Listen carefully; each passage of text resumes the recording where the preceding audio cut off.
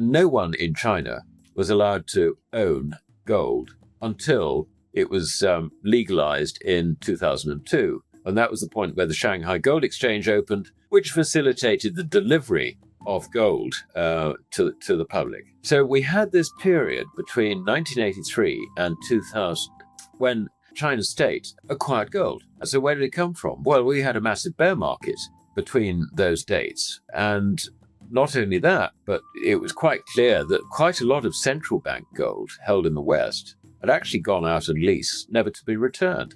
This was estimated by Frank Venerosa to be somewhere between 10 and 14,000 tons. In other words, between a third and a half of all central bank gold was out on lease, sold into the market, and not coming back. Now, Venerosa reckoned that it was probably adorning the necks of Asian women. I think it's another story. I think the People's Bank of China was in there quietly picking it up. I estimate, now I have no firm figures on this at all, and I have to say that the thing about the gold market, as we all should know, is that nobody wants to say that they actually own any gold. They want to keep it secret. I'm not talking about individuals, I'm also talking about governments. And this is the whole thing. I think the US government is a prime example. I mean, we keep on wondering how much gold they've actually got, and what do they say? Nothing.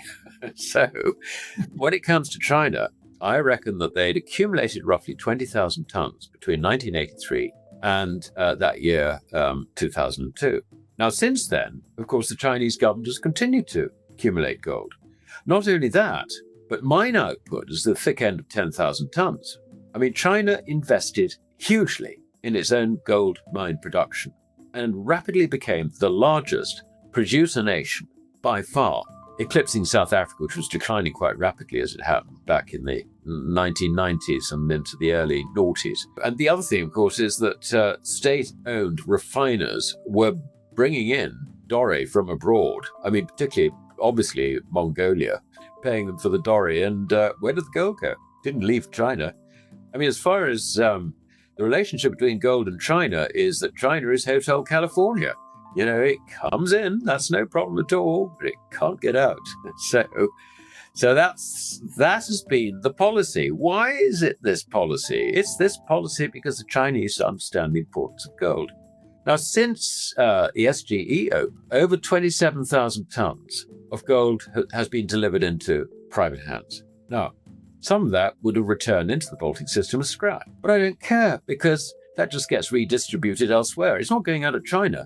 And on top of that, of course, you've got the banks. The banks run gold accumulation plans for their depositors. And this gold is not delivered out of the Shanghai Gold Exchange. It is stored within the Shanghai Gold Exchange. So we don't know how much gold there is there, but I should think it's quite a lot. I pencil in a figure about 10,000 tons. Now, I think that might underestimate the situation for the very simple reason that household savings rate is in the order of, it's over 30%. And that's the equivalent of $5 trillion a year. Now, it used to go into off-plan apartment buildings and stuff. That's gone. Let's forget that. Stock market, maybe a little bit, but I think that's got very, very limited appeal. I mean, really, and then the other thing you've seen, I mean, mostly it's been accumulating as deposits on the bank's bank accounts, but deposit accounts.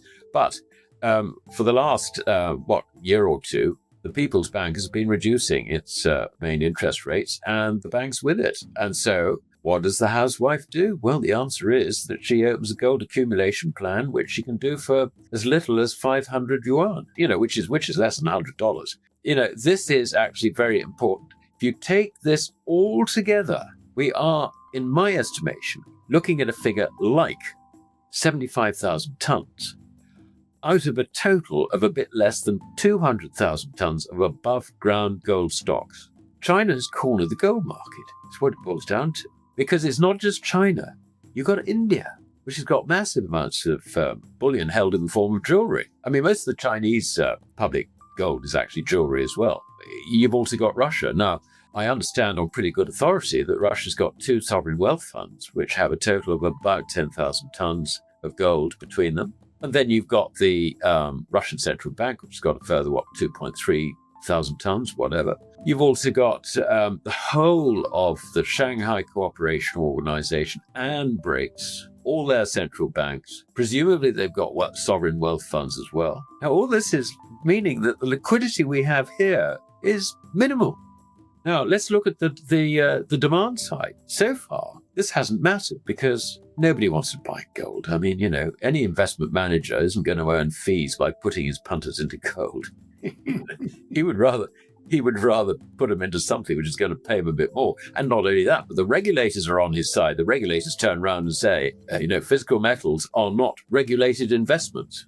But of course, this is why they set up ETFs, to get around this regulatory hurdle. But the ETFs are beginning to grow.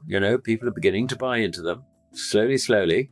But the other thing, which I think is very important on the demand side, is that we now see analysts at the major US banks turning around and saying, we believe gold's going at 4,000, whatever. Whatever their reasons, I don't care. I mean, they don't know what they're talking about, I reckon. That's my default assumption anyway. But, the fact that they are saying it, and the fact that the investment managers within those banks, who are typically managing or responsible for over $1 trillion, we're looking at banks like Goldman Sachs, Bank of America, Citibank, Citicorp, whatever they call themselves now, etc. We're talking about huge numbers. They haven't got any. I don't think they necessarily know how to get it, actually. This is interesting. When you look at the complete investment management universe around the world, it is estimated that portfolios are worth some $300 trillion. $300 trillion. Now, gold ownership of that, you just look at ETFs and maybe sort of make a few assumptions about, bullion being stored and so on. But, basically it's ETFs and nothing else. It's less than 0.5% of that. I mean, it really is. Less than 0.5% is in gold. And yet you've got these behemoths in America now thinking, we better buy some of this. Now, to put it into context, my China story suggests that the amount of liquidity, which is unspoken for, including jewelry in the West, is probably in the region of about 40 to 45,000 tons. That's all. That's it. We can see what's in the vaults. We can't see what's in the Swiss vaults. That's something I don't know. Someone gives me a number, it'd be super. But I think quite sensibly the Swiss don't produce these numbers. That's what I would assume anyway. But it does mean that if a 1% increase in allocation, portfolio allocation of that 300 trillion was to take place at current prices, you're looking at 25,000 tons. Where's it going to come from? I mean, the answer basically is that we're heading for the most enormous crisis in the gold market. And the figures are very different for silver because being an industrial metal, etc., but the same principle applies. The liquidity is just simply not there, which is why it's sort of hurdling up $1 at a time at the moment. This is a squeeze on the system. This is very serious. And I think so, I can understand your punter selling off $1,000 below the current level and maybe living to regret it. I can understand that. But the bit he's missing basically is he's going to be out of the market on the biggest, sharpest squeeze probably seen in history. I think that's where we're heading.